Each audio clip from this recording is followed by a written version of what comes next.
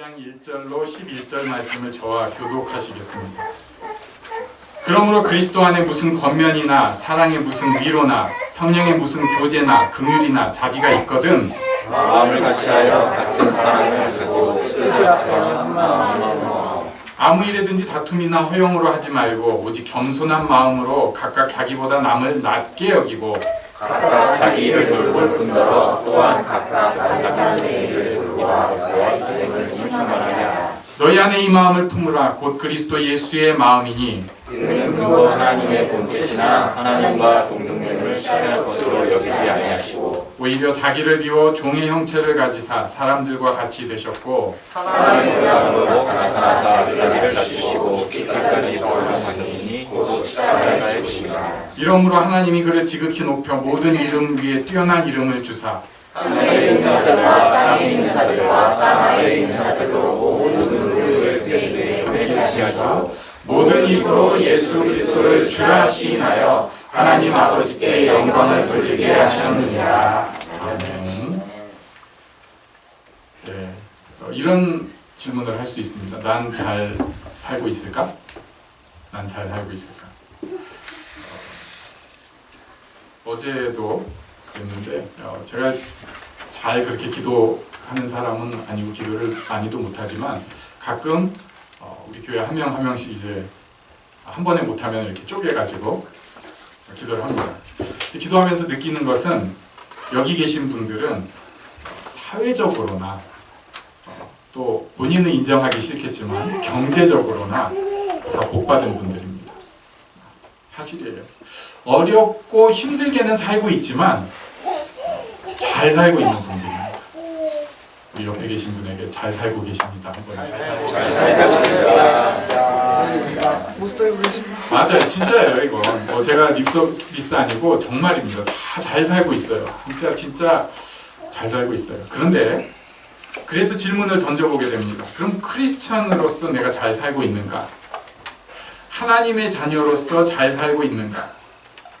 인생의 진리에 대해서 아는 사람답게 잘 살고 있는가? 여기에 대해서는 조금 어려워지기 시작합니다. 오늘 1절 말씀을 한번 같이 읽겠습니다. 시작. 그러므로 그리스도 안에 무슨 권면이나 사랑의 무슨 위로나 성령의 무슨 교제나 긍휼이나 자비가 있거든. 여기서 있거든, 이것은 있다면 이렇게 바꿀 수 있습니다. 그러니까 그리스도 안에 무슨 권면이 있다면 이것을 조금 조건문인데 조금 뒤틀어 볼게요. 질문으로 바꿀 수가 있습니다. 그리스도 안에 권면이 있느냐? 이걸 제가 좀 쉬운 말로 바꾸면 그리스도를 믿는 것이 여러분에게 힘이 되고 있습니까? 그리스도의 사랑으로 무슨 위로가 있는가? 이것도 좀 바꿔보면 당신은 지금 그리스도의 사랑으로 위로받고 있습니까? 내지는 그 사랑으로 당신에게 변화가 있습니까? 성령 안에서 서로 교제하고 친절과 위로를 나누고 있습니까? 이렇게 또 바꿔볼 수 있어요. 좀 마음이 어려운데, 말이 어려운데 무슨 교제나 긍휼이나 다 조금 더 바꿔보면 성령 공동체 안에서 따뜻한 마음, 배려하는 마음이 있습니까? 이런 것은요, 예수님 믿는 사람이 마땅히 누려야 하는 것이라서 사도 바울이 이렇게 설명을 했습니다. 그런데도 여기 써놓은 성경에 기록된 이유는 이것을 우리가 점검해야 되기 때문에 그렇습니다. 오늘 그래서 이 세 가지 한번 살짝 먼저 점검을 해보려고 합니다. 그리스도 안에서 권면이 있는가? 예수 믿어서 힘이 나는가? 예수 믿는 것이 내 삶에 힘이 되는가? 아니면 내 삶에 힘이 되는 것은 돈이나 SNS나 드라마나 뭐 이런 잔재미 아니면은 자식 잘 되는 것이나 뭐 게임이나 이런 것뿐이냐? 이런 거 좀 없어도, 그러니까 돈도 좀 없고 관계도 조금 힘들 때도 있고 그래도 그런 게 없어도 예수 믿는 것이 있기 때문에 내 삶에 진짜 힘이 있는가? 여러분 예수님 때문에 삶에 힘이 있으세요? 네, 저는 그렇게 되기를 바랍니다. 근데 여기에 질문을 한번 해봐야 돼요. 가끔 예수님 때문에 내가 힘이 있는가?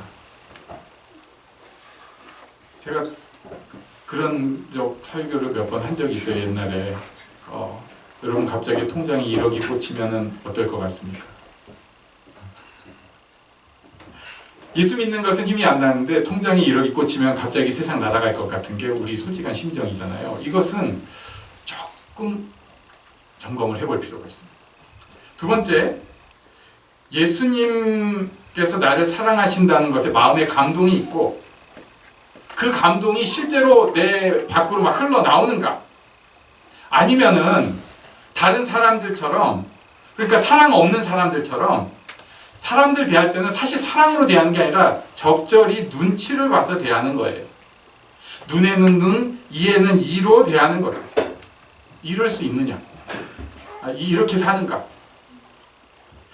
아니면 조금 더 어려우면 과거에 대한 나에 대해서도 내가 사랑으로 이해할 수 있는가? 현재에 있어서 나도 내가 지금 이 자리에 있는 이유가 나를 사랑하시는 예수님이 다른 사람도 사랑하고 나도 사랑하시기 때문에 이 자리에다가 이렇게 두셨다는 것을 내가 진짜 이해하고 있는가? 왜? 사랑이 있느냐? 그리스도의 사랑이 있느냐? 그것이 내 과거를 해결할 수 있고 내 현재를 누리고 버틸 수 있게 해주느냐? 이 질문이에요. 여러분 그리스도의 사랑이 있으세요? 이 사랑이 우리 안에 꼭 커지기를 바랍니다. 요것이 우리를 이기게 합니다. 사랑이 결국 이깁니다. 사랑이 있으면 이길 수 있어요. 세 번째, 조금 더 어려운 질문이 나왔어요. 지금 이제 개인적인 질문들이라고 볼 수 있죠. 힘이 있느냐, 사랑이 있느냐, 요약하면 이랬어요. 이번에는 교통이 있느냐예요. 교회 안에서 누군가를 위해서 진짜 기도하는 마음이 있고, 그리고 그 사람 또는 누군가들에 대해서 잘 되길 응원하는 마음이 있고, 그래서 내가 그 사람 때문에 혹은 교회에서 어떤 일 때문에 마음이 상하거나 손해를 봐도 기뻐할 수 있는가? 공동체 안에서 어떤 사람을 위해서 아무도 몰래 티도 안 나고 알아주지도 않는데 몰래 섬길 수 있는가? 대가가 전혀 없는데 사랑할 수 있는가? 공동체 안의 사랑을 지금 질문을 하고 있습니다. 여러분 이렇게 사랑하실 수 있으세요? 이런 사랑이 꼭 있기를 바랍니다. 네, 이런 교통이 꼭 있기를 바랍니다. 나만 하는 것이 아니라요, 서로가 주고받는 사랑이에요. 가정이 그런 곳이 꼭 되어야 합니다. 이렇게 부부들이 많이 떨어져 있어가지고, 네, 부부가 같이 있으면 손잡고 우리 교통합니다 이렇게 선포하자고 했는데 하겠습니다. 네, 같이 계신 분은 손잡고 우린 교통합니다. 네, 선포해 선포. 교통합니다. 좀 멀리 계신 분들이. 그리고 작은 교회인 가정이 그래야 되고 교회도 그런 모습이 있어야 합니다. 교회에서는요 희생이 있어야 합니다. 손해보는 게 있어야 돼요. 서로가. 그리고 그것에 대해서 우리가 기꺼운 마음이 있어야 합니다. 아유 뭘 다 세상이 안 그런 거 아시잖아요. 그냥 적절히 내가 받았으면 주는 거고 눈치껏 하는 것입니다. 이거는 교통이 있는 게 아니에요. 나도 그냥 무조건 희생해주고 누군가의 희생을 또 내가 기쁘게 받아줄 수 있고 이것이 교회가 되어야 합니다. 저는 우리 부르신 교회가 꼭 그렇게 성장해 가기를 기대하고 기도합니다. 아멘. 자, 이런 것이 우리에게 주어진 질문이에요. 예수님 때문에 힘이 있어요? 예수님 때문에 진짜 사랑이 있어요? 그 위로가 있어요? 그래서 교회 안에서 진짜 교통이 있습니까? 이렇게 질문을 했습니다. 이것에 대해서 누구는 약간 뭐 어떤 사람은 조금, 어떤 사람은 뭐 했겠지만 그런 사람들에게 빌립보서는 어떻게 답변을 하는가? 점프를 해야 됩니다. 5절로 갑니다. 우리 5절을 같이 읽겠습니다. 시작. 너희 안에 이 마음을 품으라. 곧 그리스도 예수의 마음이 예, 여기까지 5절. 왜 내가 이런 게 안 될까? 힘도 없고 사랑도 없고 교통도 없을까? 그것은 그리스도 예수의 마음을 우리가 포기해서 그렇습니다. 머리로 아는 게 아니고요. 마음이 마음을 따라가야 합니다. 잘 알으셔야 돼요. 마음이 마음을 따라가야 되는데 그 마음이 예수님 마음을 따라가야 합니다. 머리만 갖고 되는 게 아니에요. 사람이 굉장히 안 바뀝니다. 나이가 들면 더 안 바뀌어요. 제가 저번 주에 한번 말씀드렸는데 친구 목사님들 만났더니 자기네 교인들 막 홍보해갖고 제가 듣기 싫은 경우도 있는데 좀 들을 만한 얘기도 있었어요. 이제 그 자기네 교회에서는 얘기 못하니까 친구들 모임에서 얘기를 하는 거예요. 제 친구 하나가 목회를 굉장히 잘하고 있습니다. 정말 잘하고 있어요. 남보기에 아주 잘하고 있어요. 제자훈련도 굉장히 열심히 하고 있어요. 딱 교회 가자마자 전부 무릎 꿇고 서로 발 씻겨주게 하고 그러면서 제자훈련 시작해가지고 자기가 남성 그룹, 장로님 그룹 뭐 이런 거 다 맡아서 직접 하고 또 제자훈련 받은 사람들이 제자훈련 시키게 하고 이렇게 해가면서 아주 열심히 해서 몇 년이 지나고 나니까 교회가 굉장히 달라졌어요. 사람들 표정도 달라지고 그리고 교회의 또 인테리어도 완전히 달라졌어요. 정말 아주 깔쌈해졌어요. 그런데 얼마 전에 교회 안에 어떤 분이 사업을 하다가 아주 어려운 지경에 이르게 됐어요. 그냥 어려운 게 아니라 그 살 집까지 내쫓기게 되고 자기 사무실도 완전히 다 풍비박산이 나가지고 교회에서 마침 그때 빈 사무실에 그분이 와서 좀 이렇게 업무를 보는 일이 있었는데 그렇게 이제 풍비박산이 나고 나니까 자기가 당회를 열었대요. 우리 그 집사님이 원래 여기 잠깐 들어와 있을 때 뭐 얼마 내면은 그 사무실을 얼마간 쓰게 했는데 지금 이미 여러분도 다 아시지만 집도 지금 문제가 돼서 막 이렇게 흩어진 상황이고 사무실 비용도 우리가 받을 수가 없다. 그러니까 우리가 이 사무실 비용 그동안 못 받은 것은 탕감해 주자. 그리고 들어보니까 내년 이때까지 몇 월까지만 한 10개월 정도 되는데 좀 더 있게 해주면은 재기할 수 있으면 좋고 못하더라도 그때까지는 밀어주는 게 좋겠다. 이 정도 할 수 있지 않을까요? 저는 들으니까 이게 뭐 교회에서 큰 뭐가 나가는 게 아니라 교회에서 전체를 빌린 건물 중에 방 한 칸인 거예요. 그런데 당회에서 안 된다. 그걸 왜 해주냐? 그 사람 너무 무뚝뚝하고 그 정도 하려면 당에 와서 미안하다고 얘기하고 좀 조아리는 맛이 있어야지 그런 것도 없는 사람을 왜 해주냐? 이렇게 통 얘기를 나온 거예요. 그러니까 제 친구인 담임 목사님이 그 말을 듣고 상처를 받았어요. 저는 그냥 그 얘기 들을 때 별로 괜찮아요. 근데 왜 그러냐면 제자훈련 하면서 우리가 손해보고 섬겨야 되고 사랑해야 합니다. 그 제자훈련 며칠 전에 했는데 거기서 다 아멘하고 받아 적고 성경 암송하고 이랬던 분들이 안 된다. 와서 우리한테 미안하다고 하고 사과하고 그리고 간절히 부탁하면 해줄까 말까 하는데 못하겠다. 이렇게 당회에서 결정이 났다는 거예요. 그래가지고 이 목사님이 교인들한테 시험 들었어. 그래서 제가 그냥 그렇게 얘기했죠. 원래 밖에서 습관이 그러셔가지고 마음은 안 그럴 거야. 근데 원래 세상이 그런 데니까 그게 이렇게 아직 때를 좀 덜 벗어서 그래. 속은 바뀌었을 거야. 뭐 이런 식으로 얘기를 했는데 제 말은 뭐 전혀 안 들리더라고요. 전혀 이미 실망해버렸어요. 이런 일이 몇 번 계속되기 시작되다 보면요.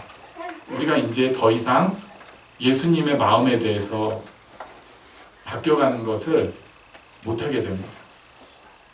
다른 사람이 바뀔 것 당연히 기대 못하고요.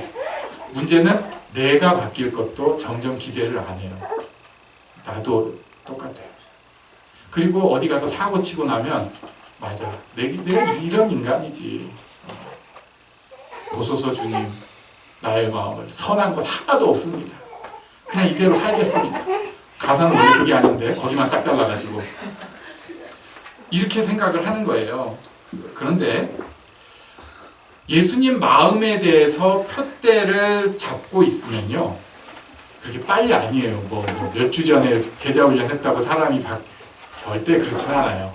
그건 제가 얘기할 수 있습니다. 그런 분이 있으면 진짜 특별한 은혜를 받으신 분입니다. 대부분은 그때는 잠깐 그래도 금방 지워집니다. 많은 예수님 마음에 대한 표대를 내가 갖고 있으면 내 마음이 아주 조금씩 예수님 마음으로 바뀌어가기 시작해요. 내 마음은 비록 지금 엉망진창이지만 표대가 저기 있으니까 따라는 못 가는데 그쪽을 자꾸 보려고 하니까 어느새 그렇게 가고 있는 거예요. 예수님 마음이 우리의 표대가 되어야 합니다. 이 표대를 놓치고 살아버리면요, 막 갑니다. 표대가 드라마가 되거나 표대가 SNS가 되거나 표대가 대중 언론이 되기 시작하면은 이 사람은 요로 뛰었다 절로 뛰었다 하게 돼요. 그럴듯해 보이지만 무너집니다. 하지만 표대가 예수님의 마음이 되기 시작하면 마구 흔들리는 것 같은데 성장이 없는 것 같은데 그 사람 조금씩 그쪽으로 가게 됩니다. 하나님의 자녀는 이 모습을 가져야 돼요. 예수님의 마음으로 그래도 가려고 하는 그 조금씩 가려고 하는 그 마음을 가져야 합니다. 그렇다면 예수님의 마음이 어떤 마음인가? 오늘 그거 세 가지로 말씀을 마치려고 합니다. 먼저 첫 번째는요, 6절입니다. 우리 6절을 같이 읽겠습니다. 시작. 그는 근본 하나님의 본체시나 하나님과 동등됨을 취할 것으로 여기지 아니하시고, 먼저는요, 근본 하나님의 본체신 예수님의 마음이 있습니다. 출발점이 중요해요. 근본 하나님의 본체라는 것을 예수님이 아셨고 성경이 선언하고 있습니다. 예수님이 하나님 자신이란 뜻이에요. 우리가 어떤 사람인지 근본을 알아야 됩니다. 우리는 어떤 사람입니까? 하나님의 자녀입니다. 우리 옆에 계신 분에게 하나님의 자녀이십니다. 하나님의 자녀이십니다. 아멘. 이건 놓치면 안 돼요. 하나님의 자녀예요. 끊을 수 없는 그 사랑이 우리에게 있습니다. 그것을 좀 알아야 돼요. 그런데 이걸 절대 거부하는 사람들이 있어요. 난 절대 아니다. 그런 건 딴 데 가서 알아봐라. 그 사랑을 나한테 한번 보여줘봐. 난 절대 모르겠어. 이런 사람들이 꽤 많아요. 교양 있게 잘 사는 사람들이 그런 얘기하면 제가 숨이 막혀요.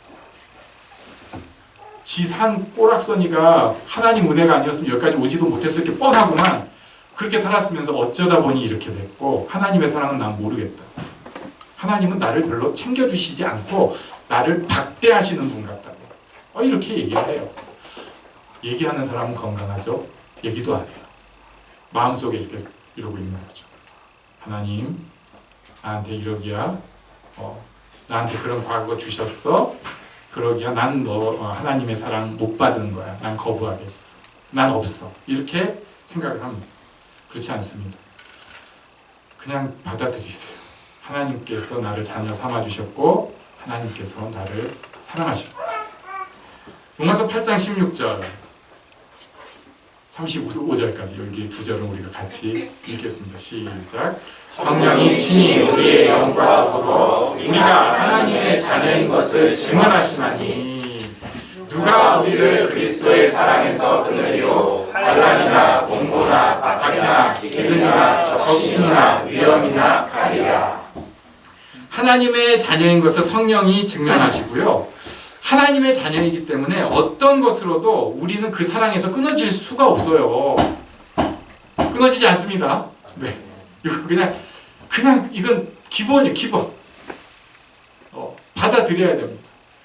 여기에서 흔들리기 시작하니까 다른 게 다 안 되는 거예요. 하나님의 자녀다, 하나님의 사랑이 내게 있다는 것은 기본으로 갖고 있어야 됩니다. 꼭 갖고 있어야 돼요. 근데 제가 별로 은혜롭게 생기질 않아가지고 충격을 받은 게 있는데, 어떤 교회는 자기네 목사님 얼굴만 보면 하나님의 사랑이 생각난 거예요. 제가 굉장히 시험 들었어요. 우리 교회 교인들은 내 얼굴을 보면 무슨 생각이 날까? 핸드폰 생각이 나거나, 아니면 또 구박받은 뭐 생각을 하거나, 아니면 컴퓨터 조립하는 생각을 하거나, 가락지에서 고기 굽는 그 모습이나 뭐 이런 거. 제 얼굴 보고 하나님의 사랑이 생각 안 나는 건 제 잘못이지만, 하나님의 사랑에 대해서는 언제나 포기하지 않아야 됩니다. 하나님이 포기하지 않으시니까 우리도 포기하지 않아야 됩니다. 그리고 두 번째 7절과 8절입니다. 시작.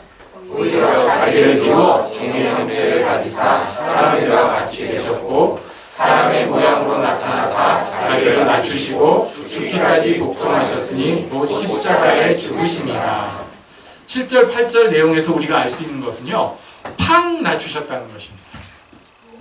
팍 낮추셨어요. 예수님 믿는 사람의 끝까지 숙제인데요, 팍 낮춰야 됩니다. 어떻게? 종처럼 낮추는 것입니다. 지금 우리는 민주사회에 살고 있고요, 한 사람 한 사람이 주권자입니다. 그래서 우리는 여기서 이렇게 팍 낮출 필요가 없고, 그래서는 안 되는 사회에 살고 있어요. 누군가가 어떤 사람에게 팍 낮추게 한다면 그게 이제 우린 그렇게 둬서는 안 돼요. 교회는 그렇게 못하게 해야 되는 존재입니다만, 그러나 우리 자신은 주권이 없는 종 같은 모습으로 자기를 낮추는 마음이 있어야 됩니다. 이 예수님의 마음이기 때문에 그래요. 먼저는요, 죽음 앞에서 우리가 이 생각을 할 수 있어야 됩니다. 사람들은 죽음에 대해서 생각할 때 잊어버리거나 미화시키거나 자꾸 하려고 하는데, 죽음 앞에서 어쩔 수 없는 한 사람인 것을, 아무 힘이 없는, 정말 아무것도 할 수 없는 사람인 것을 기억할 수 있어야 합니다. 뭐 있는 척 허세 떨 거 없어요. 죽음 앞에서 우리는 아무것도 없는 사람이에요. 이렇게 팍 낮추는 사람은 바뀌기 시작합니다. 저 같으면 제가 팍 낮춰졌는지 안 낮춰졌는지 어떻게 하냐면요, 저는 시편하고 잠언을 그럴 때 읽어보면, 이렇게 뭐 잠언을 하루에 한 장씩 읽기도 하잖아요. 31일이 있는 달은 30일이 있는 달은 잠언 하루에 한 장씩 이렇게 읽기도 하는데, 읽었을 때 알아요. 팍 낮춰진 사람은 그 시편의 고백이 마음에 막 맞아. 잠언에서 지혜롭게 이렇게 하라고 그런데 그렇지 않을 때는요, 그러네, 잘해봐, 이거는 누가 좀 들으면 좋겠어, 이렇게 돼요. 진짜예요. 이거 한번 보시면 알아요. 그런데 내가 예수님의 마음에 대해서 팍 낮아 있으면 이게 내 마음인데, 막 기도가 막 되려고 하고, 하나님 제가 이렇게 되고 싶습니다. 사람들 대할 때도 우리는 처음에는 그래도 교회 다니고 들은 바가 있으니까 겸손해서 하고 맞춰주려고 하는데, 그게 겸손이 아닙니다. 대부분은 눈치 보는 거예요. 제가 저를 보니까 그렇더라고요. 제가 편해지기 시작하잖아요. 어느새 가르쳐 드리려고 합니다. 그 사람 안 들어주려고 하고 자기 말만 하려고 해요. 그렇지 않으면은 내가 그런 모습이 안 되는 곳에서는 팍 우울 모드가 돼요. 아무것도 아니다 이거죠. 가라앉아요. 이게 전부 우리가 예수님처럼 팍 낮아지지 않아서 생기는 증세들입니다. 괜히 허세 떨고 있거나, 아니면 팍 우울해져 있거나. 예수님 따라서 팍 낮춰진 사람은 그렇지 않습니다. 말씀이 은혜가 되고요, 어디에 가서든 자기 자리를 정확하게 찾을 수 있는 사람이에요. 저는 예수님의 이 마음이 우리에게로 꼭 있기를 원합니다. 팍 낮춰진 마음. 마지막 세 번째, 제일 어려운 것, 죽기까지 순종하는 것입니다. 8절 뒷부분에 보니까 사람의 모양으로 나타나서 자기를 낮추시고 죽기까지 복종하셨으니 곧 십자가에 죽으심이라. 우리가 지난주까지 누가복음을 열심히 봤는데 십자가에 대해서만 그 십자가 사건이 있는 데만 무려 3달을 봤어요. 그 부분이 너무 귀해서입니다. 예수님께서 자기를 낮추시고 고난 당하시고 십자가에 죽으셨어요. 이것을 빌립보서는 뭐라고 표현하냐면 하나님께 대한 완전한 순종, 그래서 복종이라고까지 표현을 합니다. 하나님께서 그 자리에 주신 그 사명을 그냥 납작 엎드려서 예 하고 사명을 감당하는 것이죠. 저는 예수님께서 하나님께 순종하기 어려웠을 상황들이 많았다고 생각을 해요. 뭐 당연한 것이지만 일단 제자들이 후졌어요. 예. 저는 누가 뭐 목사님들이 교회에 대해서 타박하면 솔직하게 얘기합니다. 니나 잘해. 뭐 우리 교인들은 어쩌고 저쩌고 이런 사람 그래서 제일 듣기가 싫어요. 그게 왜 그러나 몰라. 예수님 제자들은 훨씬 더 했거든요.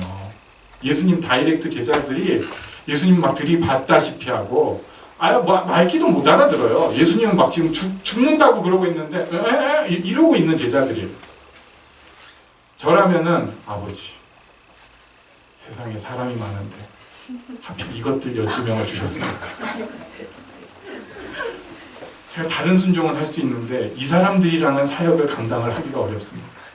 이놈들이 어떻게 앞으로 교회 지도자가 되겠어요? 이건 아니잖아요. 이건 이럴 상황이 정말 많았어요. 그런데 예수님 한 번도 그러시지 않으셨어요. 네. 그 제자들 끝까지 사랑하셨다고 요한복음이 표현하고 있습니다.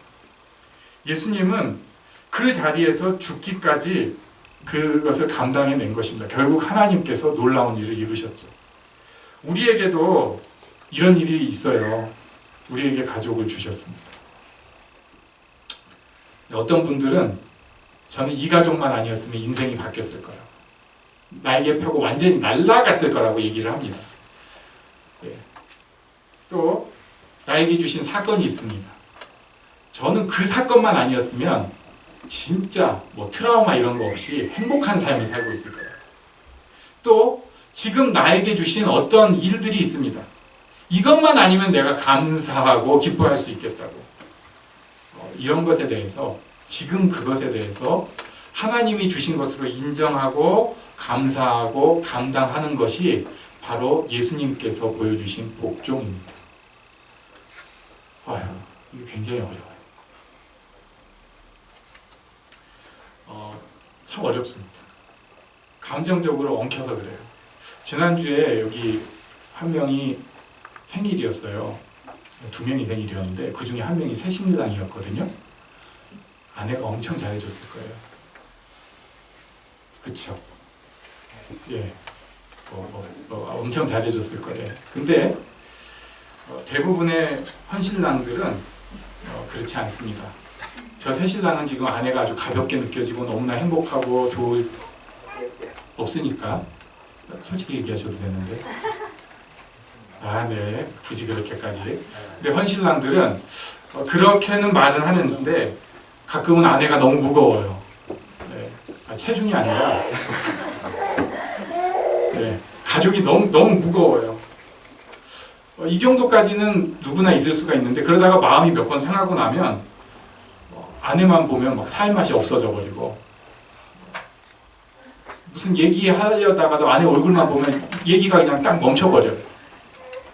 그러면서 자기 딴에 은혜롭다고 십자가가 이런 것인가 뭐 이런 소리나 하고 있어요.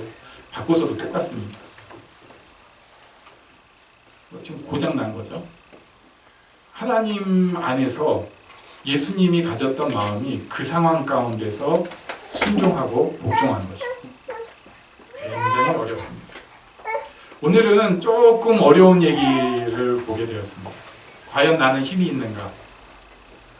나는 그래서 사랑이 있는가? 나는 교통이 있는가?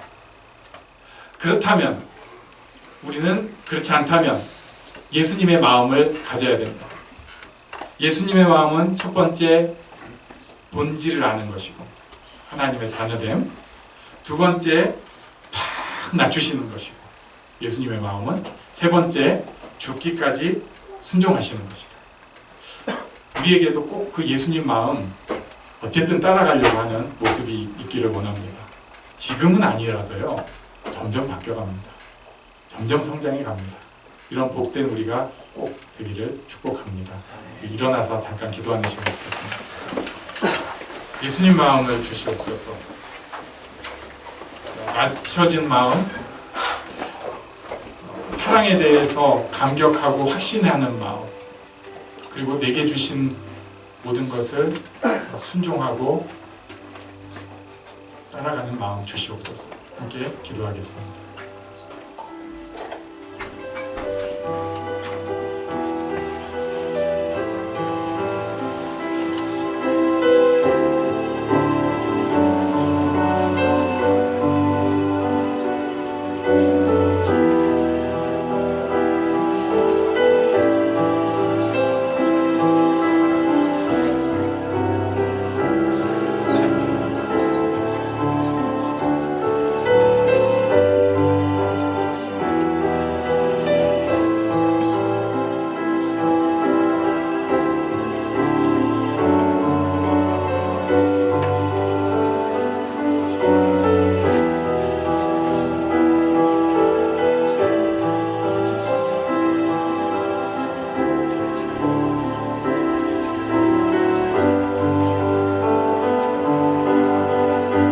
지나간 일들을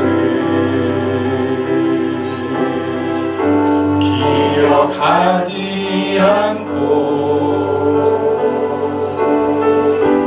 이전에 행한 모든 일 생각지 않고